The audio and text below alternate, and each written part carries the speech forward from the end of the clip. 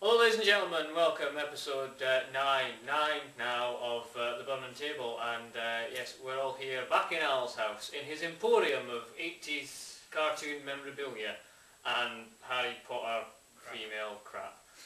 Right, she's over there, forget about her. We have Alan Milburn, we have Clark Bertram. Johnny's away learning Polish. Either that or it's like CM Punk, he's been kicked in the head by Randy Orton, and we wouldn't let him be on the show. Right, so the first part, it seems like ages since we were last here. It seems like ages since... What, here in Al's house? No, not here in Al's house, but doing an table. episode. Really. Yes, it just feels like ages. It's been like a fortnight since we managed to get on. Summerslam has been and gone, Unforgiven has been and gone. So, starting with Summerslam, the main points of, what did you reckon? All in all, I thought it was okay. You know, main event, Undertaker against Edge was okay. It's quite a good match. Good build up for it. Yeah, I liked Edge's whole character turn in that. Yeah, it was really good. Obviously, you know, it started like with most matches against Undertaker, just Edge doing loads of reversals of Undertaker's moves, all the old school stuff. Not pulling off, and then towards the end of the match, Undertaker gets the one big move that he needs to pin him.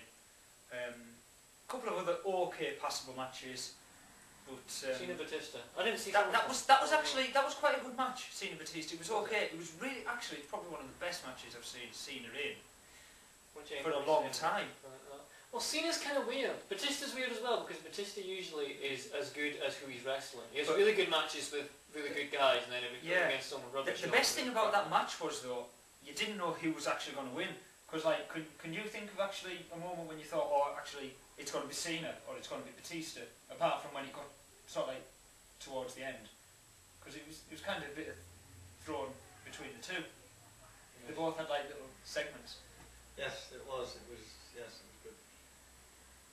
What's wrong with you? No, nothing. You're just really quiet. I'm fine. He's drinking now, you see, so this is it. Oh, we're doomed. Obviously, CM's Punk match was quite poor. Against JBL. Yeah, that was really CM poor. Punk, by Unforgiven as well, I'm really despising the way they have jobbed CM Punk out. I'm really fucked off about how... Because I like CM Punk, and I thought he was different as a world champion, and I thought it was someone new. They could have, you know, ran with him. Raw's rating was steadily going up when he was champion, but they've decided just to totally job him out. Oh, can't even defend the title in like scramble matches and things like that. Another absolutely god-awful match was Triple H's match against Great Khali. Well, you were never going to expect great things, were you? Yeah, but the entire match is Triple H trying to pedigree him, and eventually he pedigrees him. It's a ridiculous-looking pedigree, where he struggles to get Khali's hands sort of like locked and everything, and oh, it's just crap. It's awful. Let's not forget Mark Henry against Matt Hardy. That was the match of the night. That was I brilliant. saw that Yes, one. that was I brilliant. saw that one because someone sent me the link to the YouTube clip of it, and they kind of went, "Oh, if you've got 30 seconds to spare, then have a watch of this." I was like, "What the fuck is it?" It was the ECW World Title match. I was like, "Oh, not again!" Because Don't you feel sorry for Matt Hardy though? I mean, come on. I feel sorry about the fact he would have travelled all that way. Just yeah, but I mean, no, the thing is though, he's quite a good wrestler. Poor guy. You know, he's got a title shot, and look what happens. Right, they can't even be bothered to give him like a nice half-decent or like five-minute match. No, give him a 5-minute match where he's all over. It's like 30 seconds. We'll have Tony Atlas just dragging him out, and then that'll be that. It's nice when you get beat up by a has-been, isn't it? Yeah, it's nice when you get beat up by a has-been. Beat you up, yeah. Don't forget Michael's wife got punched in the face. Yes. By Jericho, yes.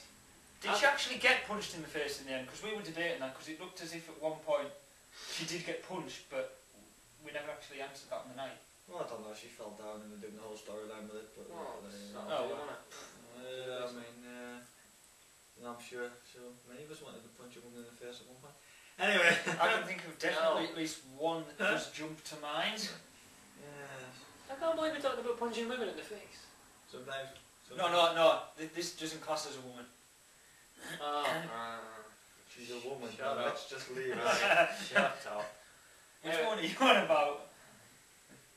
You know which one I'm on about. She's a woman. Enough. She's good. Moving on now. Okay. Sorry. Was that it for Summerslam? There wasn't much else, really, was there? Oh no! What? Oh SummerSlam. That pretty much wraps it up. Wasn't as good as the good old classic SummerSlams of Wembley Arena 1992, or the match made in hell and the match made in heaven, or you know, the rematch of the ladder match and the Battle Room Brawl. Doesn't go down the classic like them SummerSlams. No, I can't really remember the last decent SummerSlam. Oh, Undertaker against Undertaker. That was, I think we've talked about that before. Possibly, it was absolutely god awful. Yes, I think it went along the lines of the only difference was the gloves, and if you Yeah, like that was those it. edge, you wouldn't. Yeah, that was it basically. Who's winning? Undertaker. Which Undertaker? Unforgiven. Just quickly, because we can cover like 2 pay-per-views in one, really. Unforgiven. Yeah. I saw the SmackDown Scramble match, and if you looked at that match, how it was like laid out on the card, and you went, what's the worst way they could book this match? Oh yeah, they could have 4 really promising guys in the ring at the one time, having a really entertaining and good match, and then Triple H would come in and demolish them all. Oh, I hope that's not going to happen, because that would be the most predictable and stupid thing that WWE could do. Oh dear, what happened? That Triple H came in and fucking destroyed everyone. And Jeff Hardy had that really stupid moment at the end, where Triple H pins, I think it was Kendrick. it was Kendrick, that was it.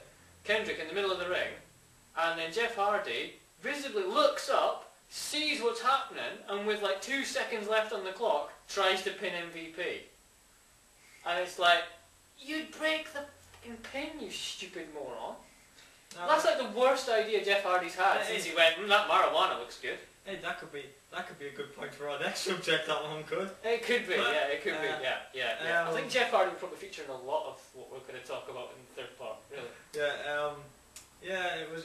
They put Kendrick over at the start of the match. It made him seem good, and then he was a jobber. Yeah, for the suddenly second half of the Triple H match. hit the ring, and Kendrick went from I thought Kendrick was brilliant in that match. Well, the first half of the match, yeah. Well, yeah, for the first half, when like it was just the 4 of them in there, I thought he was absolutely. He reminded me a lot, and I mean this is a compliment, a Diesel era Shawn Michaels. I don't know if that's a purposeful thing to portray him as. That's what? Well, like Shawn Michaels had Diesel as his bodyguard. Oh, the big black bloke. Yeah, with the bodyguard and just the cocky little shit, basically, and la la la la and things like that. But he does it really, really well, and the dancing was cool as well. I like the dancing. He's gonna put Paul Littleton's head through a barbershop next. Yeah, he should. Yeah. And then this always seems to happen though with Triple H when he gets the title. He seems to become like, you know, the number 1, and he's not going to lose it to anyone, and against all the odds he always retains it. who is there now on SmackDown that can actually do it? I mean, you'd say Undertaker, Charlie, Yeah. Edge. but I'd probably go they're with kind Edge. of done. Yeah, but I'd go back with Edge though. It's worth revisiting, but they've kind Yeah. of rushed into it in a big way. I can't see Taker wanting the belt though again. Well, Really, not for like, not to go full I time. think Taker Triple H would be a good WrestleMania match. well, I'd agree we with had that. it. Again, I know we had a bit of a Yeah. rematch of it. I think. the rumour is apparently, just look at what time we got left, we've got a minute and a half. The rumour was that Triple H and Undertaker have apparently come to sort of blows about that because Really Triple wants to H lose. wants to have he wants to match with WrestleMania 25, and apparently the word is that Triple H wants to be the one to end his undefeated streak at WrestleMania 25. That's not going to happen. At least Nah. let someone up and come and do it, not someone who's already established. Yeah, it would just be just to get his victory back from WrestleMania 17, which is a bit like the same thinking as Hogan had with the Ultimate Warrior, but just get WCW to re-employ it or employ it. See, that first match was a classic, the second match was awful. Maybe the same will go with Triple H and Undertaker. I'd agree. Yeah. I can Yeah, I would see that. imagine it would. Yeah. I like the WrestleMania 17 It was match. pretty good, It was wasn't brilliant. It was part of what made WrestleMania 17 the best WrestleMania for me. Obviously not for me because it wasn't set in the 80s. No, But yeah, it wasn't a bad one. The gimmick battle royal is what made it for me because it had lots of 80s. True, yeah. We'll probably wrap up the rest of Unforgiven in the second part, I would say. Probably, yeah, by the fact we're now on 9 minutes and 13 seconds. Yeah, So I think we should probably wrap wrap up the other this two bit up. strangle matches. And then we'll go on about strangle matches. Now there's a different concept. Well, we know what wrestler will be the Ah. Right.